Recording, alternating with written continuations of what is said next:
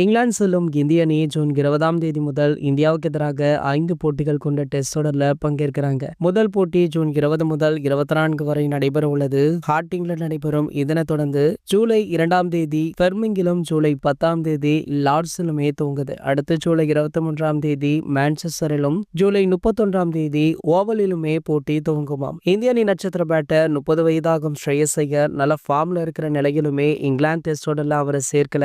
Short பால்கள் தான் ஸ்ரேயஸ் ஐயருக்கு பெரும் பிரச்சனையாக இருந்தது. தற்போது ஷார்ட் பால்களை அபாரமாக எதிர்கொள்றாரு. நடப்பு ஐபிஎல் 18வது சீசன்ல கூட 14 போட்டிகள்ல 514 ரன்களை குவிச்சிருக்காரு. பஞ்சாப் கிங்ஸ் அணிக்காக அதிக ரன்கள் அடித்தவராக இருக்காரு. மேலும் தற்போது வரைக்குமே பஞ்சாபை குவாலிஃபயர் 1 வழி நடத்துறாரு. சோ இப்படி ஃபார்ம்ல இருக்கிற ஸ்ரேயஸ் ஐயருக்கு இங்கிலாந்து டெஸ்ட் தொடர்ல ஏன் இடம் வழங்கல அப்படின்னு பலருமே கேள்விகளை எழுப்பினாங்க. இந்த நிலையில ஸ்ரேயஸ் ஐயருக்கு ஏன் இங்கிலாந்து தொடர்ல இடம் கொடுக்கவில்லை அப்படின்ற கேள்விக்கு இந்திய அணியுடைய தலைமை பயிற்சியாளர் கௌதம் கம்பீர் அவர்கள் பதில் கொடுத்திருக்காரு. அதுவுமே 4 வார்த்தைகள்ல நான் தேர்வுக்குழு உறுப்பினராக இருப்பவர் அல்ல அப்படின்னு பதில் கொடுத்திருக்காரு. சோ இவருடைய பதில் ஒரு சிலருக்கு கடுப்பாக இருந்தாலுமே அதுதான் உண்மை, அதை ஏற்றுக்கொண்டுதான் ஆக வேண்டும் அப்படின்னு பலருமே பேசிட்டு இருக்காங்க. இது போன்ற கிரிக்கெட் செய்திகளை பத்தி நீங்க உடனே தெரிஞ்சுக்க நம்மளுடைய தமிழ் நியூஸ் எக்ஸ்பிரஸ் சேனலை மறக்காம சப்ஸ்கிரைப் பண்ணிக்கோங்க.